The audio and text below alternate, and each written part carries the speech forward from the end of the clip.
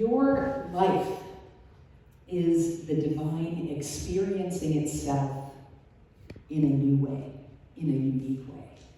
Once, before a time, the all that is all got curious what it might be like to exist in time and space. And it said, let there be. And the universe was created, and planets were developed, and life on this planet came into being. And human beings, and eventually you. You are the divine experiencing itself in a unique way. Sometimes we can feel separate living in this body, but we are never separate from that made us, that we're made out of. At weddings, we used to have, the bride and groom would put those disposable cameras on the tables at the receptions. And it gave the guests a chance to kind of show their experience. And it allowed the couple to be able to see their wedding from a perspective that they would never see. And in a way, we are that. We are those cameras because we allow the divine to experience itself in a way that it has never done before. And the thing that I find so relieving, uplifting, is that is our purpose, to bring a new experience to the universe. So we don't have to be on ourselves with guilt about, I should be further in life, I should have done this thing in my experience. That just the act of being, of living this life, we are already serving our purpose. And yes, we do have this connection inside of us that is urging us to live in more fullness of what we're possible and what's capable, what can happen for us. But just in the act of living, we are serving our purpose. And I think that sometimes we can forget. It's easy to kind of tune out and not notice that voice and feel like we are only a body in this physical experience.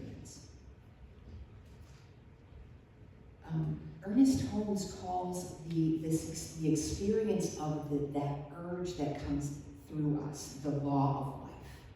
It is that inner voice that connects us to our divine source, and it's there at every moment. He says, your desire for self-expression is inherent in the divine pattern itself. And it is because you intuitively feel this pattern that you grope back toward it. Learn to trust the intuition within you, which causes you to sense the pattern. So we have this inner calling that kind of keeps reminding us, and we keep feeling this, oh, that's the pull, that's the pull.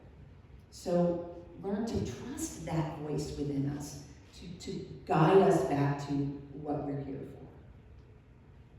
And I did want to preface who Ernest Holmes is, because I will be bringing him up again. He's the founder of Science of Mind, which is now the Centers for Spiritual Living. So I read his book, This Thing Called You, every morning, and it inspires me. So we are not made for a predetermined fate. We are not destined to have a certain life, but our life unfolds as we live it. Jim, my husband, and our oldest son like to play video games sometimes at night. And they have gotten so detailed. It's amazing. It really feels like you are walking through the woods or over a stone bridge, and the detail and the breeze that happens, it's just amazing.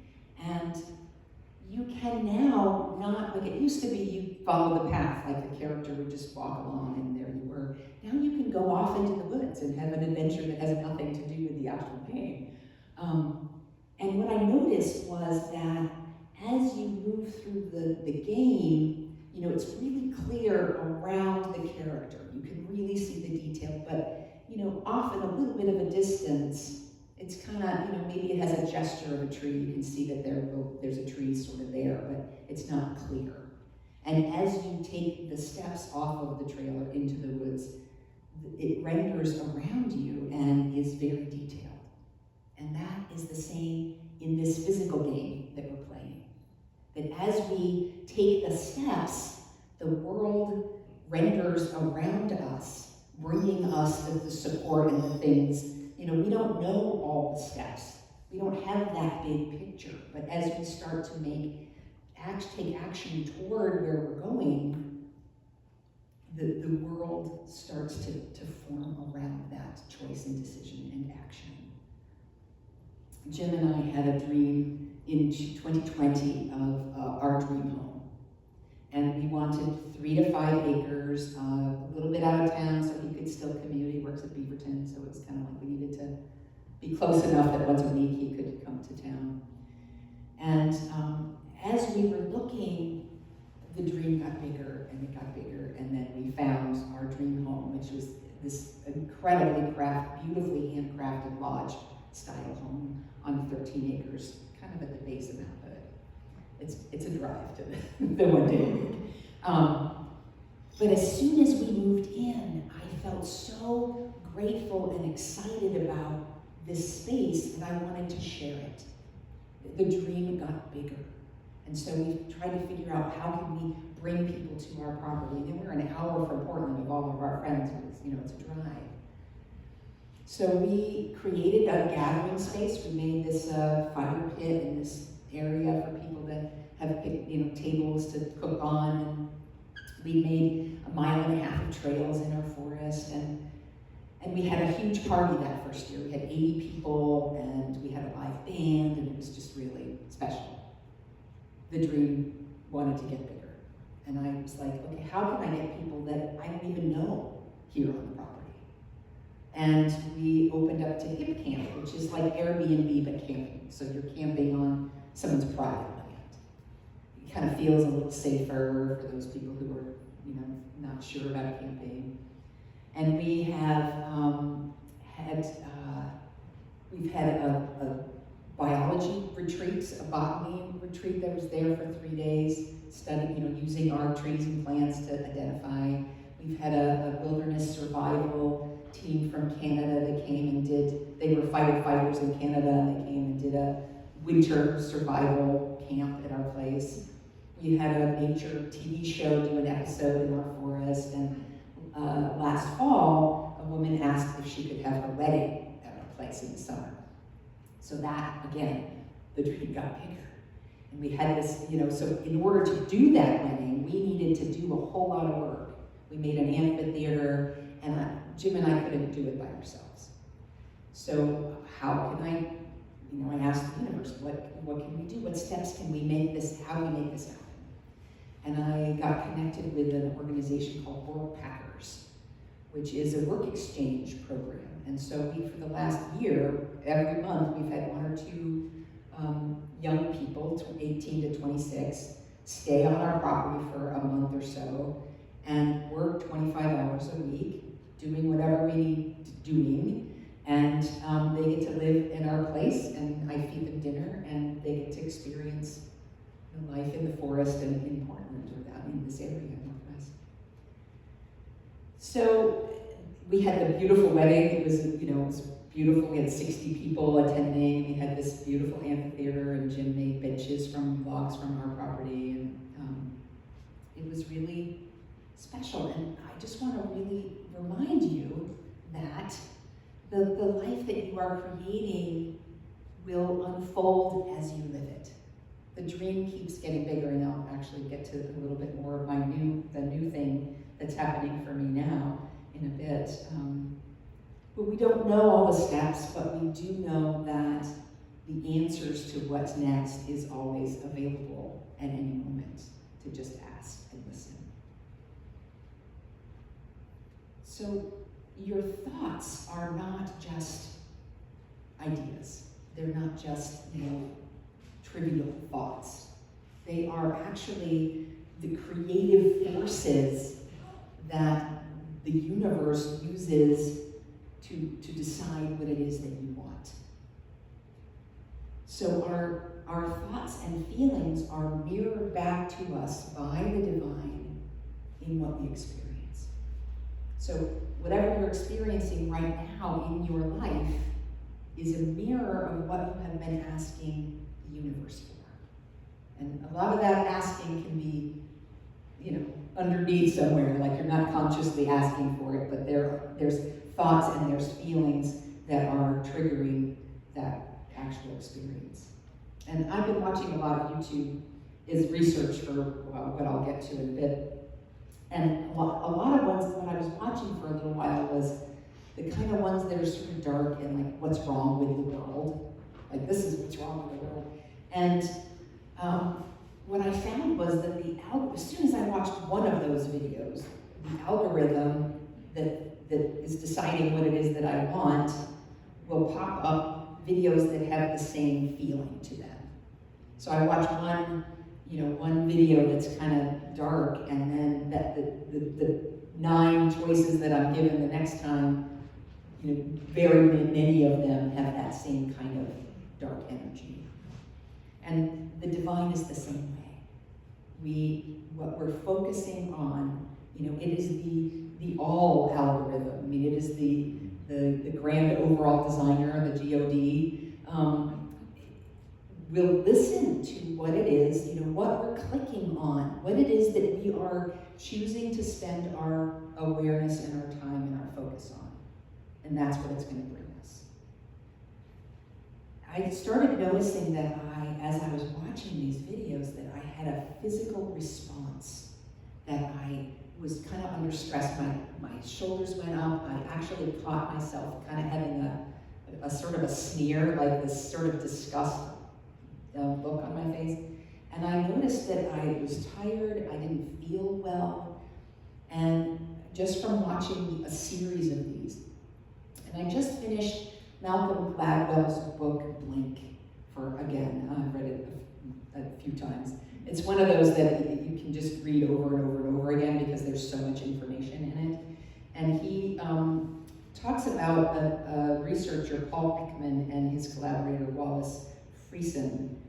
And they've done this amazing work with the face and emotion. And they mapped out every muscle group that it takes that you can physically move in your face to create emotion, the look of emotion. And then they individualize them, but then they combine them to your lips thin, I guess, when you're angry. But all of these different things to what the face looks like universally when we experience these feelings. And they had been working on anger and distress, and he said, what we discovered is that the expression alone is sufficient to create marked changes in the autonomic nervous system.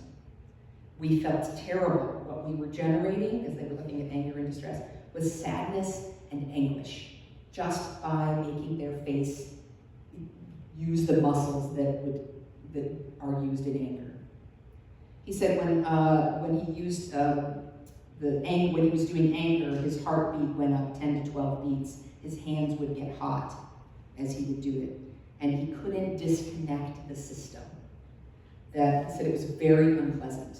That his body, emotionally, physically, the responses would happen when his face would make these muscles move. And I've heard of the interview idea when you're going into an interview and you have this kind of like, I'm nervous, and to move from this body posture to this, like having this open, high, like excited body posture in the elevator before you get into the interview, not like during the interview. But that literally changes how you are feeling. And in Neuroscience News, it suggests that smiling directly affects emotional processing. It releases endorphins and serotonin. Just the act of smiling influences the brain, I'm quoting here, the brain's perception of emotional states. So we are happier, we find things more funny when we are in the act of smiling, which I think is amazing. It's like, and I've been playing with this since I read that. I kind of have been, if I'm finding myself kind of walking around the house sort of serious, like I gotta get this done, and then I'm like smiling, and it just changes so much.